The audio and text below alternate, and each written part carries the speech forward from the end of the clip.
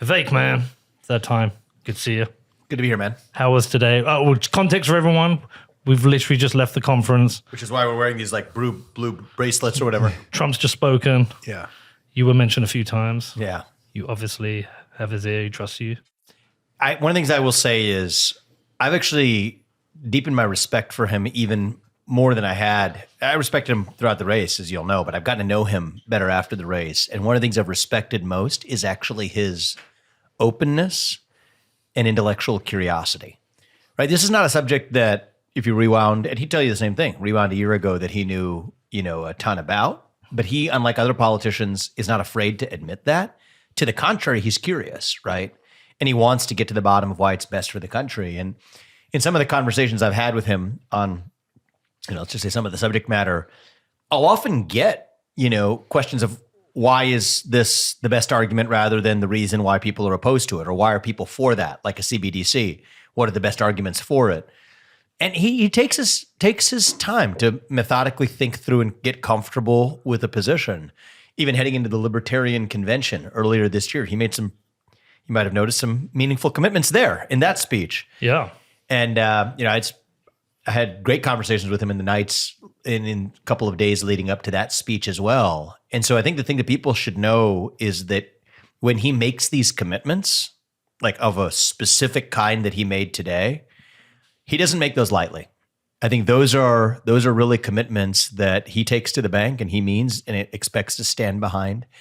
And so what I'll say is less about me or my own ideas, but more about President Trump. What I respect is his actual openness and curiosity that leads him to adapt to the future in a way that I think his Democratic opponent absolutely doesn't. Amazing. Well, we don't want to just interview you about Trump because we'll get that one day. We want to know about you as well, man. So, what's your role now? Yeah. Yeah. What do you like? Well, I'm a businessman by nature. I know. Yeah. I took a break from that to run for U.S. president. There's only so much I'm able to do in the political realm. So I'm helping down ballot candidates with their campaigning across the country, Senate races, even other down ballot races. I'm actually able to be much more helpful there. I don't think I help Trump all that much by showing up at a rally, though from time to time I do. So that's part of it. But, I think I'm best when I'm at my most natural, certainly when I'm offering my own vision, my own ideas. That's what I did in my candidacy. So I'm channeling that in some other ways. So I've written a book. It's coming out this fall, lays out some themes relating to the future of the America First movement. That's coming out in September. I spent some time doing that. I've launched my own weekly podcast, which really for me is less about maximizing views and more about just actually have the discipline once a week to create space for an interesting conversation that the rest of the world gets to see. That's the way I've been looking at that. And I've been getting involved back in a number of the business pursuits that I was looking at before my presidential run and some new ones as well. I think the private sector is a great way to drive some positive change, even in issues or areas or subject matter areas that I grew even more compelled by during the presidential campaign. I'm looking at perhaps using entrepreneurship as a way of driving some positive solutions as well. With what's going to happen in November, I can't make any ultra long run commitments myself. A lot's going to change based on what happens in November.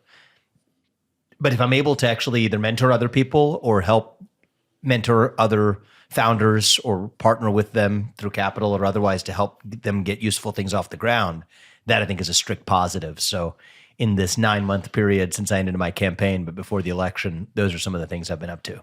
What is that like as you're campaigning for the presidency, and in that you're at battle with someone like Donald Trump and the other candidates, and it can be hostile, but then once that ends and you start support, you then become friends with that person. It kind of reminds me like boxers. It's like they can be hostile up until the fight, then after the fight, they're like, good fight. Yeah. Well, I think that's actually a pretty good example. I think in certain cases that works better than others. I think it works well with me and Trump because ideologically we see eye to eye on most things. Maybe not 100% of things, but nearly most things. I think with some of the other candidates where there's a difference in ideology, I mean, that is what it is. You have a fundamentally different ideological worldview.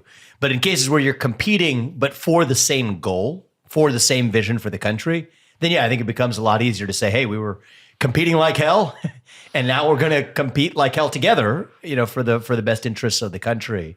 I think no, it wasn't on stage that he said this. It was in a smaller roundtable. Even when he came up, he acknowledges that same spirit. He said, "Well, this was one of the guys who was running against me, and he was a guy running against me who was smart. And now I'm running against a guy who doesn't have a brain. But I prefer at least a guy who's harder with a brain than one who's not." I mean, so it has that friendly banter to it, while still recognizing that we were competing against each other a year ago. Yeah. When I think about the candidacy, I have a lot of feelings about it, mostly positive. It was, I'm proud of what we accomplished. I mean, I started as a 37-year-old outsider who very few people in this country knew or had heard of, and was able in less than a year to outflank and beat multiple U.S. senators, governors, a former vice president, pretty resoundingly in certain cases. The fact that that's possible in the United States of America shows that, for all the obstacles that people will bring up, I often get asked about how much of an obstacle was the fact that you're a slightly different religion or your last name is hard to pronounce. Everybody has their own obstacles, and I had my share of them not being known. The fact that that was possible under those circumstances in this country, I think is actually really heartening for not just the American dream, but even for the ability to succeed at the highest levels of changing this country, or at least close to the highest levels. So it's mostly positive takeaways from the last year, but a lot of learnings, I would say, that I would bake into whatever I do in the future. Would you have another go? I wouldn't say, it might be crazy to say no to, I rarely say no to anything, but it's not what's at the top of my mind right now either.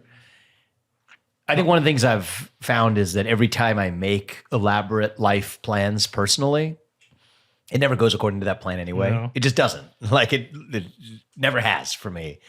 And I think it's true probably for most people too.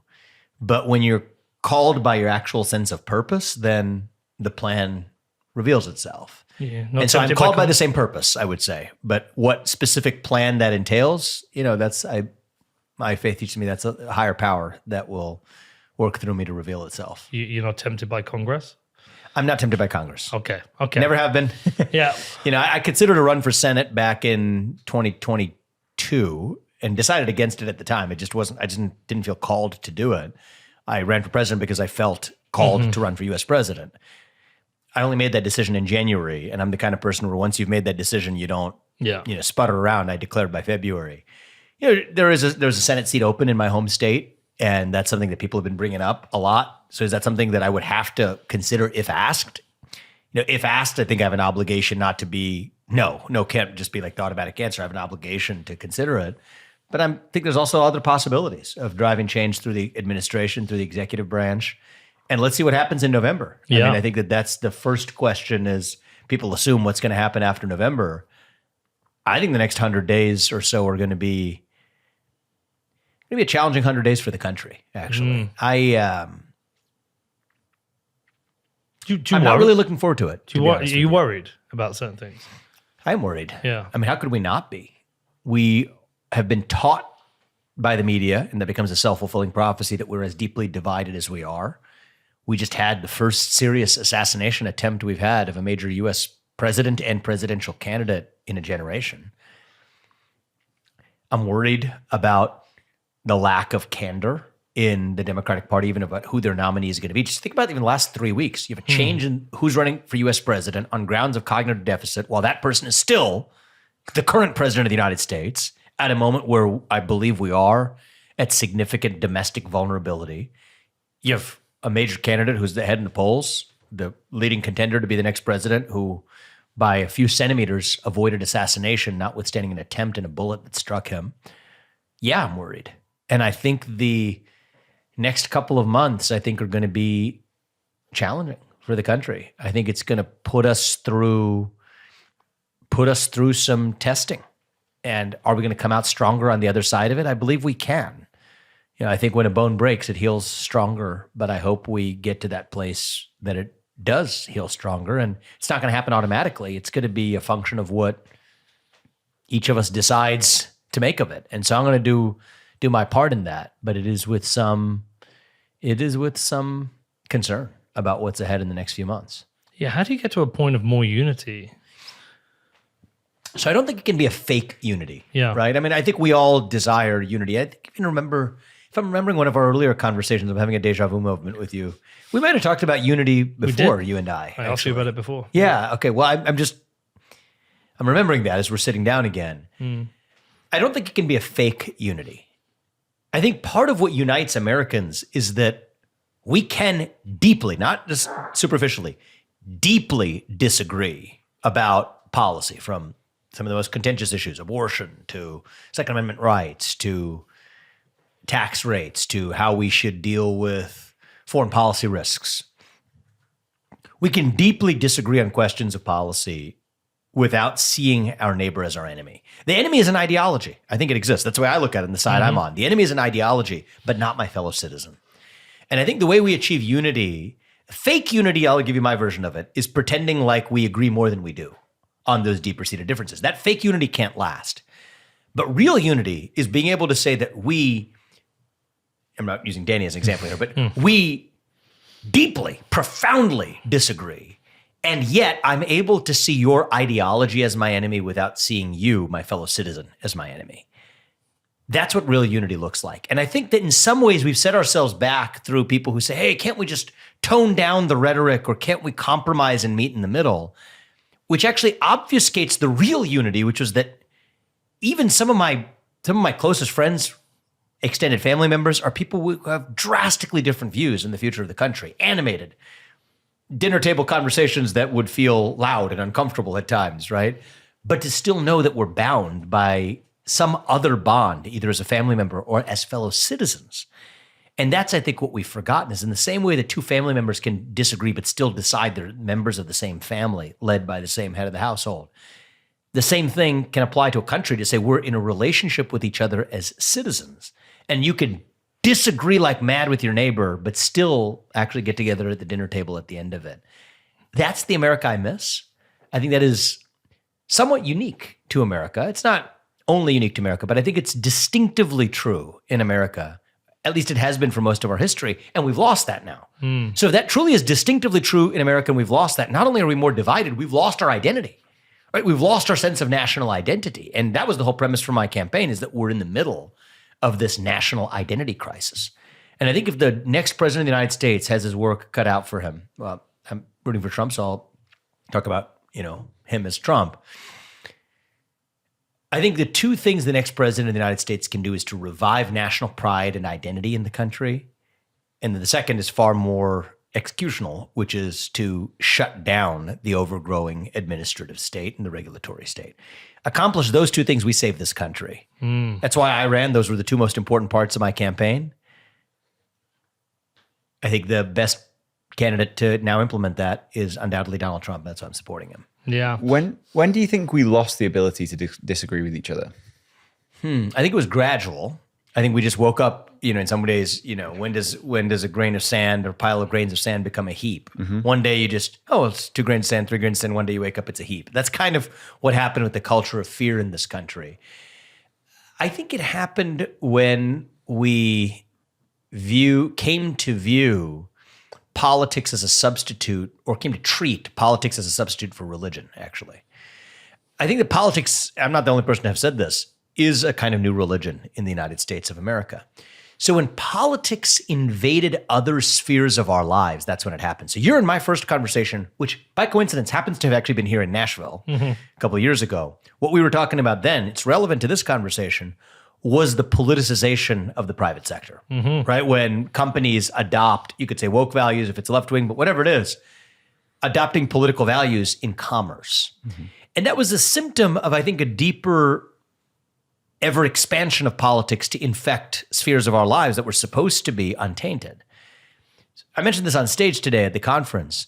Alexis de Tocqueville, when he traveled this country 160 some odd years ago, he said this country isn't supposed to last more than a generation. It's too big, it's too diverse, too religiously diverse to have anything that causes this country to cohere, unless you have these apolitical sanctuaries, these spaces outside of partisan politics where you could still unite. Sports, the arts, the private sector broadly, economic production, manufacturing, research, nonprofits, universities, whatever it is, apolitical sanctuaries that bind us together across our political differences. So when did when did we lose that ability to see our fellow citizens still as a fellow brother and sister rather than in a common country rather than as an enemy, is when politics became total, right? And when did we see this happen? It started to happen really in the aftermath of 2018, 2019, when the Business Roundtable discarded the historical purpose of the corporation to be one that advanced social and environmental ends as well. In the aftermath of George Floyd's death, when you saw companies saying, no, there's a right and a wrong side for a company to take a position on what otherwise was a question reserved for the political realm. Now your fellow employee isn't no longer just your fellow employee working in common cause of your company, but possibly an enemy unless they were aligned on the broader social vision that was historically relegated to the realm of politics. So very specifically when it happened, I think it started happening the period between 2019 to 2021. I think that a lot of the hypercharged environment during the unnecessary lockdowns in the country created, I think, a lot of pent-up frustration that then boiled over. Once people say things, it becomes very hard for them to admit that they didn't quite mean the fullest extent of what they said. You put yourself in a box or someone puts you in a box, you kind of have to stay there and you have no way out. It's one of the things I think we need to be careful of in our politics, actually. And because politics is everywhere now, I mean, in our lives, you got to give people the space to have an off-ramp, right? When you cut off somebody's off-ramp from even a position they themselves have adopted, you lose the ability for true reconciliation. Not fake, but the real thing. You lose that ability where if somebody's put themselves in a corner or you put them in a corner and then you cut off their off-ramp, their only choice is to stay there and double down. And so I do think that even for many friends on the left who may not have agreed with points of view that I had today, the last thing you're going to hear from me is to say, well, you said this back then. It's going to say, okay, if your experiences have evolved in a way that cause you to view things differently now, we're all human beings. And I think that sort of inviting spirit is not only better as an electoral strategy, though I think it is, obviously, it's also, I think, the right way to preserve the possibility of unity at a moment where it feels impossible. But I don't think it actually is impossible. But do you think it's been an overcorrection, like a blip? Because I feel like over the last year or so, we've seen some, I don't know, almost like these nature is healing moments. I feel like Elon Musk has helped with that. And, this isn't a pro or con Elon Musk conversation, but I feel like he's opened up the space to have a little bit more honest conversation. Yeah, I think it's great. Yeah. I don't think it's an overcorrection. I think it is a correction. Well, no, I think he's the correction, but Yeah. I believe like this kind of Pendulum yeah, shifted. the pendulum shifted, too much one way. Say what you mean by that. Well, I believe like we went through a period of there was acceptable public ideas and thoughts and unacceptable, and you were co-opted into Right. The what the acceptable thoughts were.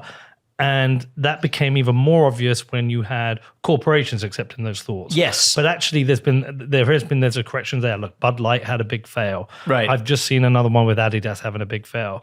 Like this, I think people are saying, look, we don't want you in our fucking politics. Yeah, Excuse we my don't language, but we don't want companies Yeah. mucking around in politics. Exactly. I want to buy your stuff and your stuff is good. That's right, exactly. For a couple of reasons. One is companies are less effective at achieving their own mission when their focus is diluted. But second is you lose this possibility of national unity. Yeah. That these are the sanctuaries that actually bound us together. This is actually what I was focused on before I ran for president. Not only in my book, Woke Inc. was about that, and Capitalist Punishment, or a second book about that. It was also the company I founded. I founded Strive, which competes directly with the large asset managers like BlackRock and Vanguard and State Street that were actually forcing companies to behave this way through their proxy voting and through their shareholder engagement in favor of emissions caps at Chevron or racial equity audits at Apple. And no, those aren't made up examples. Those are real world examples from 2022. I believed in driving that change through the market, not even through politics. Offer alternative to these large asset managers. And I'm proud of what Strive was able to do in its first 2 years. Got to whatever the AUM is, 1.61 billion or whatever it is. I'm very proud of the fact that market alternatives have been able to drive positive change. So I don't view that as an overcorrection. I view that as a correction. Many companies now, after hitting the peak of tying executive compensation to DEI or ESG goals, are now beginning to pare that back. I'm proud to have played some small role in that, not only through the books I wrote, but through Strive's own shareholder public advocacy that creates an alternative voice represented in the company's shareholder stack that causes it to have to rethink some of these prior missteps they might have made. And so this is what change looks like. It's not binary or sudden. It's gradual. And I do think that the market is a good way to equilibrate the kind of change we need back to what normal equilibrium is supposed to look like. Now, some of this does start with policy, and the only way you're going to change it is through the front door of the government. A lot of the root cause of this is the toxic 3-letter managerial class, agency class in the administrative state. There's only one person who could fix that. It's the person who leads the executive branch of government. That's the U.S. president, who I think, hopefully, will have an opportunity to do that starting in January. But it's an all-of-the-above approach. And for me, my native turf has been driving competition through the private sector. But I do think we live in a moment where we can also get to the original root cause of a lot of these cultural sins, which is actually the managerial class and the federal government itself. Do you think as a business owner, and I'm asking this because I know my version, but do you think as a business owner you vote differently than maybe if you vote just as a employee? Oh, you mean as a citizen? As a citizen, because I know I do. And I think so. I mean, my obvious answer to that question is like, my first impulse is to say yes, obviously. But I just want to think about it, in an analytical sense. I mean, you're kind of an analytical guy too. So the thing that's going through my head is, am I sure that the same thing that caused me to be a business person or entrepreneur isn't the same thing that also causes me to view policy in the way I do? So it's probably a little bit of both, right? Because I think part of what led me to be an entrepreneur is I believe in the power of the individual. I believe that you should be able to achieve the maximum of your own potential without anybody standing in your way. It's part of the ethos of Bitcoin itself. It's a separate discussion. That also leads me to believe in a federal government that doesn't get in your way, in a regulatory state that doesn't impede your progress. Now, having started businesses in regulated industries, first one in the biotech industry, I double down on my commitments to see how cumbersome and how much the regulatory state can actually hamper human progress and the progress of an entrepreneur who otherwise says setting out to accomplish something good by increasing the cost and increasing the time associated with fill in the blank, developing new medicines, developing new products, bringing competition to a cartel of asset managers, which was what my next company was all about. So yes, I think in some ways I became an entrepreneur probably for similar reasons that I stand for pretty liberty-oriented politics. But at the same time, my own experiences working in regulated industries, starting with the biopharmaceutical industry, for example, opened my eyes to how much more toxic that government regulatory state is than I even imagined before entering it. Because I remember as a kid, my brother and my dad used to fight over politics a lot. My dad's a conservative voter. My brother was... in the UK. Yeah, in the UK. My brother voted for the Labour Party.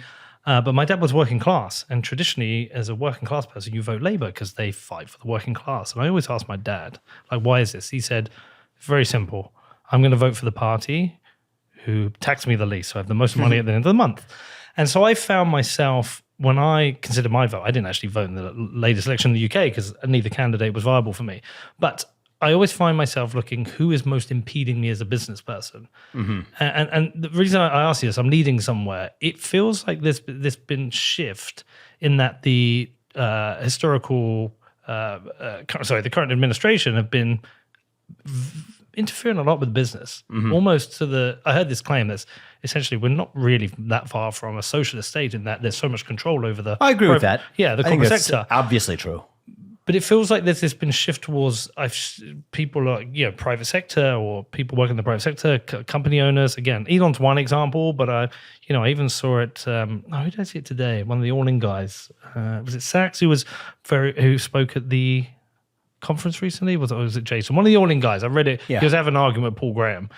But the point is like I feel like there's this big corporate shift of realizing actually we need a government that's less in our business. Yeah, absolutely. I think that's complicated in the U.S. by the fact that much of the regulatory apparatus and even regulatory proliferation is the product of capture, actually. So many larger incumbents find a regulatory apparatus to be quite convenient to their interests, right? It's a great way of increasing the barrier to entry to newcomers. So there, I think you run into what we would call corporatism, which is sort of the merger of state power and corporate power to each scratch the other's back to accomplish something that neither one could on its own. I think you see this a lot amongst big tech companies. big tech companies favor all kinds of regulations because now they can actually bear them because their cost of capital is so much lower, and they need to preserve and protect themselves against new upstarts. I think you see it in the pharmaceutical industry. I think part of the reason the FDA standards are set where they're set is it increases the barrier to new competition in drug classes where I think the barrier should absolutely be lowered for the benefit of patients and for the benefit of healthcare costs. So I think the only thing that complicates that picture a little bit is sometimes you'll say, oh, no, and you see it like we're sort of pro-business Democrats, but we favor sensible regulation. For them, sensible means sensible for them. And they're actually the ones that are able to afford the lobbyists that can engineer that. And then I think we've seen something happen where, if you can't beat them at their own game, you got to play the game, right? That's the only way to do it. And, you even see a lot of the modern crypto industry and Bitcoin, et cetera, try to preserve its buck the system ethos, but in some ways has had to probably hire the armies of lobbyists that are doing what they're doing for the industry, if you can use that word. And that's just a sad state of affairs of the truth of American politics and the relationship with private commerce. But again, I go back to the root cause. I got to shut down the regulatory state. That's what I want to do. Gut the apparatus itself. That's how you save a country in a more lasting way. I think we're also seeing an interesting trend where a lot of people in the Republican Party, there's a new current certainly that says, actually what we want to do is get in there and use the regulatory state to advance our own objectives, to protect American workers or manufacturers, that we should be, protectionist with respect to American manufacturers' prices or, restrictions on labor force expansion to be able to protect the wages that American workers are able to earn and minimum wages. That's interesting because a lot of that used to be logic coming from the Democrats. The truth is there were a lot of mistakes made by the historical just neoliberal consensus, trade for the sake of trade. It increased U.S. dependence on China to provide our own military equipment. I don't think a country should have to rely on its adversary for its own military. I think that there were wild failures on illegal immigration that have created a loss and erosion of national identity. But I think the right answer is not to resort to some sort of protectionist response to that either. I think the right answer is to say that we shouldn't entrust the same regulatory state to achieve different ends. I think the right answer has to remain we want to shut down that regulatory state. And I do think that that's going to be a bit of a fork in the road for the future of the modern conservative movement. Even within America First, I think those are going to be two different strands that we see, sort of the more what I call national patronage or national protectionist strand, which says protecting price against price competition for workers and manufacturers is the top goal, versus what I see as more of a national liberty strand that says, yes, we're proud of our national identity and who we are, and we shouldn't rely on enemies for our own military or essential sectors. But beyond that, may the best person win, be it a manufacturer or be it a worker who comes legally to the country. And I think that's going to be an interesting frontier that plays out in the next couple of years. All right, Conch's got 10 minutes. Yep. This is a Bitcoin show. People are going to be listening. Sure. Obviously, it was great to have President Trump there today. Major milestone, I think. Major milestone. The fact that he is there, the language he's using, and he's obviously surrounded by people like Cynthia Lummis as well, who's she's great. Got great, Very lot of thoughtful. experience. But look, let's set the context and the reality for people in that room who are maybe leaving and thinking Trump is going to be the Bitcoin president. Clearly, there is. It's going to be the closest thing to a Bitcoin president that history has ever seen or is likely to see in the near future. But the reality is there are endless jobs for him to do as well. This is just one of many things like that.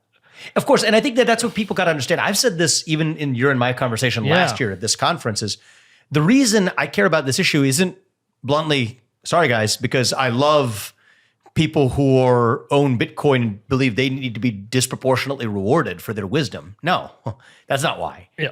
It's because I believe in the founding principles of the country, that no government should stand in your way from you achieving the maximum of your potential with excise taxes for one particular kind of activity. I'm talking about mining for Bitcoin. That requires, by the way, a surveillance state to enforce that. That's nonsensical policy. These are proposals, of course, you will be familiar from the Biden administration. Three-letter government agencies passing through the back door regulations that never went through the halls of Congress. That's unconstitutional. Yes, that has an impact on crypto and the Bitcoin sectors, but it also has major impact on other sectors I've been a part of as well and other sectors I haven't been a part of, from the coal industry to the energy sector to the healthcare industry. So I think that there's a temptation when you're in the Bitcoin conference to think that it's all about you. And it's actually not. This is about a broader vision for the country. And so the reason I believe Donald Trump is going to end up having been a pro-crypto, pro-Bitcoin president is actually because he's pro-America. The reason I adopted some of those positions and more during my own presidential campaign was not because I believe I am a crypto candidate. It's because I'm a pro-American candidate, but these are the principles that America was founded on. And so that, I think, should remain the North Star. The question should not be what's best for Bitcoin. The question should be what's best for the United States. And it so happens that the freedoms that entail ensuring our citizens is actually going to be in the long run best for assets like Bitcoin as well. So you talk a lot about like the breakdown in trust in institutions. And I think that's probably more relevant in maybe than any other room in like a Bitcoin conference. And Trump made a lot of promises today, which I think is, by the way, I think it's amazing that he was there. I think it changes the conversation massively. But why do you think people, it doesn't matter for me as an English person, but why do you think people in America should believe the things that he said and that he's actually going to implement them? Well, they were very specific commitments. Yeah. Okay. So I think that should those commitments that somebody makes that are that specific not be followed through on, then I think that that's real accountability the Republican Party can expect. Now I'm going to make a prediction. Let's see if I'm right. Give me maybe a few weeks to a couple months to see if this doesn't transpire. Because of what happened there today, I predict, and so we're having this question on the date, final day of the Bitcoin conference for the purpose of dating this. 27th of July. 27th of July. So let's see if I'm right on this. You're going to see a Democratic response that they're scrambling. I bet they're starting even tonight, just scrambling to patch together some sort of digital assets framework or whatever. Mark my words, Kamala Harris is going to come out with it, probably mispronounce some things along the way, but have enough practice in front of the teleprompter for it to at least show up okay in a print article, even though if you hear it in a video conversation, you'll realize she doesn't really know what she's saying. That's going to happen. That's my prediction. But even still, how good is that now that we've catalyzed a debate around subject matter that we otherwise would not have traversed? I think there are other promises that Donald Trump could have made that he didn't make. So that's another litmus test I'd give you, right? And I say this, and he, mentioned it on stage, so I feel comfortable saying it. He and I have had some serious conversations on some of the points that he raised today. He could have, quote unquote, gone further if it was just in the business of pandering, right? What did he say? He said that the existing seized 200,000 or so plus Bitcoin, they were going to hold on to it. Surely there are people, you probably know this for a fact, calling for much greater actions that sure would be self-interested and best for somebody who's holding Bitcoin. Yeah. But the fact that would have been an easy road for him to take, but he didn't, is actually probably the best evidence that I could give a neutral third party that he actually does mean the things that he did make as his commitments. And I think that that's actually pretty telling. Mm-hmm. This is in contrast to what I believe you're going to see from the Democrats coming out. It will be purely a reactionary response, naked, craven pandering in comparison to in response to what you saw today, because it will contradict exactly the very things that the likes of Kamala Harris and Elizabeth Warren have previously said. So I think that's one, at least, litmus test to assess authenticity of commitment. So if Trump is elected in November, which he looks like he has a good chance, this will be his second term. Has it happened before where there's been two terms separated by? Once at least. Yeah. Grover Cleveland. Yeah. And in some ways that might be a positive thing. But I think it is a really positive thing, actually. But, he seems like a different guy from when he won the first election. Obviously, he's everyone's grown. I mean, how could you not be changed by the experiences you've had? Yeah. But what is your hope? Because last time it was there was the expectation or the hope of drain the swamp, and it didn't seem to happen. But he is still coming with similar kind of commitments of, he wants to... Well, I'll make a couple of observations, right? The environment for draining the swamp, the legal environment, is very different today than it was in 2016 or 2017. So you've had some not small, but seismic Supreme Court cases come out in the last several years. Seismic. West Virginia versus EPA a couple of years ago, which basically said that if a regulation is so impactful that it relates to a major question, economically or otherwise, it can't be written into existence by a regulator. It has to go through the lawmaking process in Congress.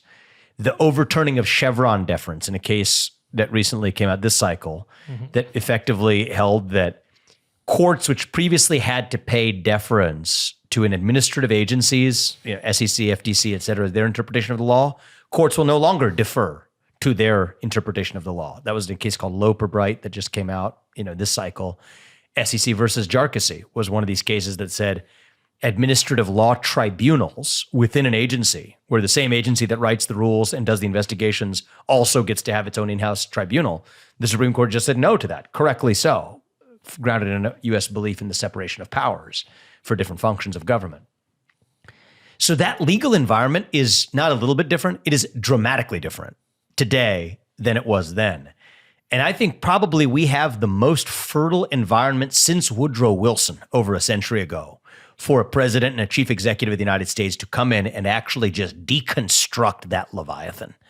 And I do not want to see that opportunity pass. So the first step is winning this election, but having won it, it would be a cardinal sin not to get in there and actually gut it. That was what my whole presidential candidacy was based on, but you have my word that should I have anything to do with it, getting there and actually not just incrementally reforming it, but gutting the darn thing is exactly what I'd like to see happen in this country. And Donald Trump was the guy who has long talked about draining the swamp. I think he wants to do it, but actually has much more of a legal toolkit in a second term that he just didn't have from the Supreme Court in that first term. All right. Last question, conscious of time. Sure. We also have a big audience in the UK. And Trump's, the view of people have of Trump, it comes from quite a biased media. Yeah, it does. It just, there is reality. I think people are getting trained to the existence of a biased media, which I think is an interesting early stages of that development, which I think is interesting. But yeah, you're probably right about that. But I even think of myself, like 8 years ago, I definitely was probably more critical of Trump than I am now. I've come to appreciate parts about him, things he stands after he said some nice things about Bitcoin. No, I'm just kidding. previous that. I'm just messing around. But even the Dems haven't helped themselves. But like for people who have this kind of like really firm position on Trump, that's maybe an entrenched position. You spent time with him. What do people not understand about him? I think people don't understand that he is an actually intellectually curious person. Just even the subject matter that we share an interest in, right? Bitcoin, crypto policy. He didn't try to pretend to be something he wasn't. So I think he's intellectually curious. I think he does care deeply about national unity. I think he does. And I also think that there's a time and place for different kinds of presidents. And I think now is a time and place for somebody who's going to be a strong but also proven commander-in-chief. One of the reasons in retrospect I believe that I actually had no chance in the primary is right now, there's no level of trust that somebody could have built with the voter base, comparing it with 4 years of actually having delivered on a positive America First vision. Certainly not somebody who 99% of people in this country hadn't heard of, who was the youngest ever candidate to run, but I don't think it was possible, period. And so I think now is one of those moments to say, you do want a president who has grown, actually, not just to make America great again, but wants to make America greater than it ever has been. To say that it is one of those rare opportunities, a once-in-a-century opportunity that voters have to compare the two records of two administrations side by side and say, I'm not just voting for promises versus record, I'm voting for record versus record. And even for that record, a belief that somebody who's been the U.S. president for 4 years and then has had 4 years not to just toil away, but almost to step away, reflect on those lessons and to go back in. I think it's a special opportunity, and I think that people miss that about Trump. For my own part as a citizen, do I agree with anything any politician says 100% of the time? Do I agree with 100% of things Donald Trump believes? No, I don't. That'd be weird if any two people agreed on 100% of things. But you don't have to agree with me or Donald Trump or anyone else 100% of the time to vote for them and still believe that they would be the right person for the country at the right time. And I think a lot of people, media impressions notwithstanding, are coming around to that conclusion this year. Interesting. All right. What's going to happen with your rap career? That's one of the ones that I haven't been investing in as aggressively. Business career. It wasn't bad. Maybe it wasn't.